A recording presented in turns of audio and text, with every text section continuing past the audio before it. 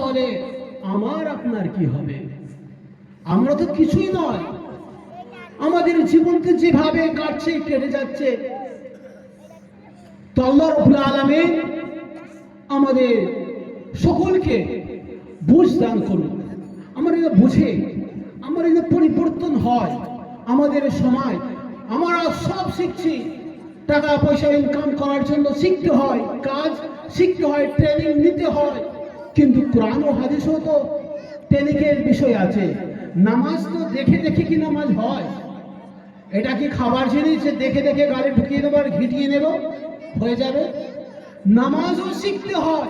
কোন ব্যক্তি ইসলাম গ্রহণ করলে, মুসলমান হলে, রসুল তাকে অজু কর শিখাতেন, সাহাবারা শিখাতেন, নামাজ কিভাবে পড়তে হয় সেটাও শিখাতেন। কিন্তু কোরআন ও হাদিস আমাদের কাছে মূল্যহীন হয়ে গিয়েছে। কোরআন ও হাদিসের জ্ঞান এতটা মূল্যহীন, অথচ এর মর্যাদা আল্লাহর কাছে সবচেয়ে দামি। সেজন্য তো আল্লাহ নবী বলেছে আলিফ পড়লে 10টা নাকি, কিন্তু এবিসিডি পড়লে কি 10টা নাকি?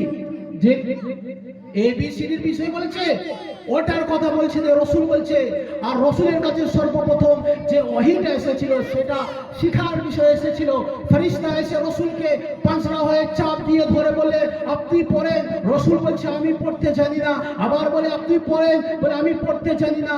আবার জোরে পাঁচড়ে ধরে চাপ দিয়ে বলছে আপনি আল্লাহর নাম নিয়ে পড়েন। তখন আল্লাহ নবী আল্লাহর নাম নিয়ে পড়ছেন ইকরা বিসমি রাব্বিকাল্লাযী খলাক। সেই স্রষ্টা, সেই মাবুদ, সেই আল্লাহ রাব্বুল আলামিনের নাম নিয়ে আরম্ভ করছি, যিনি কিনা আমাকে সৃষ্টি করেছেন, পুরো দুনিয়া সৃষ্টি করেছেন, পুরো জগৎকে যা কিছু আছে সমস্ত জিনিসের মালিক সেই রব্বুল আলামিন। যখনই রব্বুল আলামিনের নাম এসেছে তখনই নবী পড়েছে। নবী পরে উম্মতকে শিক্ষা দিচ্ছে, হে আমার উম্মত, তোমরা যারা আমার পরে আসবে তোমরাও দ্বীনের জ্ঞান, কোরআন শিখবে, হাদিস শিখবে। সেজন্য তো রসুল প্রত্যেকটা উম্মতের জন্য বলে দিলেন আলিফ পড়লে 10টা নাকি, এক একটা অক্ষর পড়লে 10টা করে নেকি পাবে।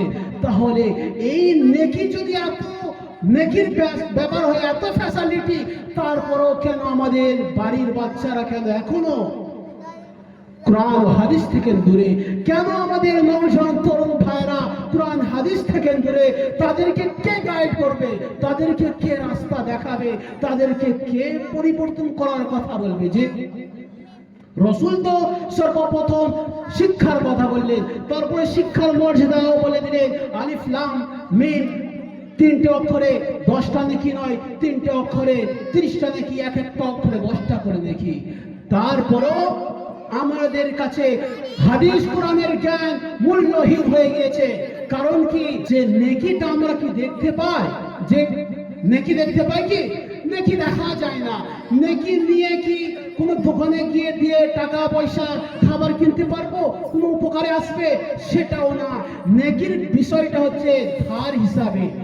ধার হিসাবে আমি কাউকে যেমন ধার দিই, ঠিক তেমন নেকি করলে সেটা আমার ব্যাংকে, আমার খাতায়, আমার নামায় আমলে লেখা থাকে। সেটা দুনিয়ায় পাবো না, সেটা মরার পরে সেখানে তখন ফায়দা উপভোগ করব।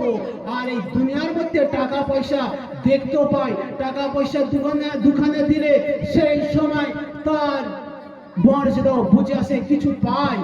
সেজন্য টাকা পয়সার মূল্য এতটা হয়ে গেছে। আর কোরআন হাদিস নেকির জিনিসটা তো আমাদের কাছে একদম মানে কোনো মূল্য নেই, কোনো মূল্য নেই।